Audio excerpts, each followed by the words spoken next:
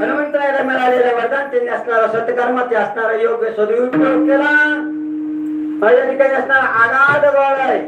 हनुमंत आपण या ठिकाणी असणारा प्रत्येकाचे मोजमाप करता येतं. या पृथ्वीचं सुद्धा मोजमाप केलं.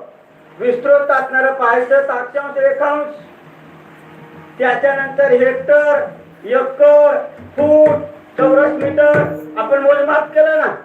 त्या सागराची सुद्धा एक वेळेस या ठिकाणी खोली मोजता येईन, परंतु हनुमंतरायाच्या बळाचं काही मोजल्या जात नाही. पण हनुमंतरायाला म्हणतात अतुलित बलधामम.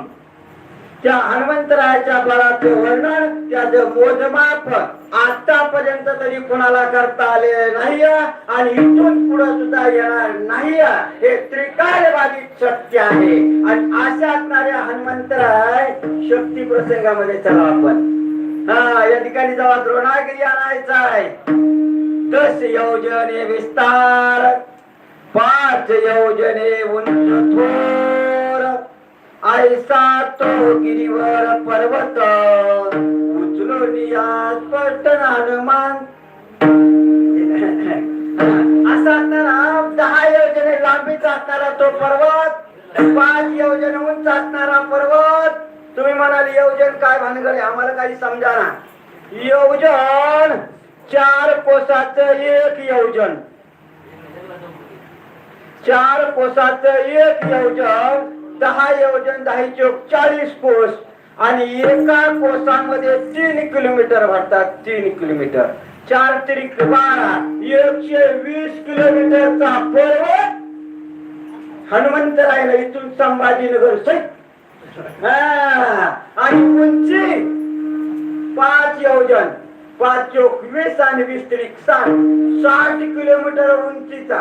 आपण ह्याच्यात किती बराच मटेरियल भेटला असं अंदाज लावा. तो असणारा विशाल काय द्रोणागिरी पर्वत हनुमंतरायाने सहज उतरला. सहज द्रोणागिरी आणि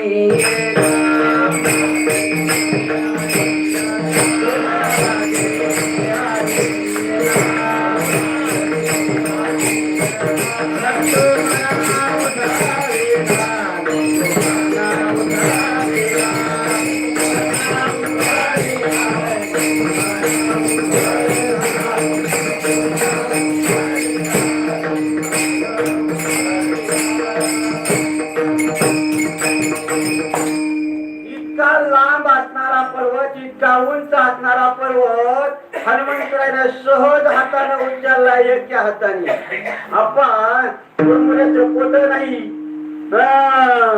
अंदाज लावा. त्या पर्वतावर असणारे उन्मत्त झालेले हत्ती, सिंह, वाघ, जे वन्य असणारे पशु पक्षी आहेत ना, ते धडपडून खाली उतरू लागले. खाली अहो एवढ्या बीड मध्ये जर 1 वाघ सोडला, त्या कोरोनापेक्षा जास्त या ठिकाणी कडक होईन.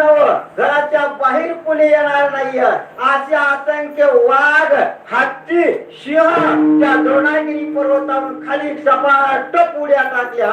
तो पर्वत आमच्या हनुमंतरायानं सहज घेतला. सहज एका हातावरून त्या हाताव, त्या हातावरून त्या हाताव. ज्या पद्धतीनं ते बाळ आहे ना, त्या बाळाच्या हातात चेंडू दिल्याच्या नंतर किती सहज इकडे तिकडे टाकतो ते.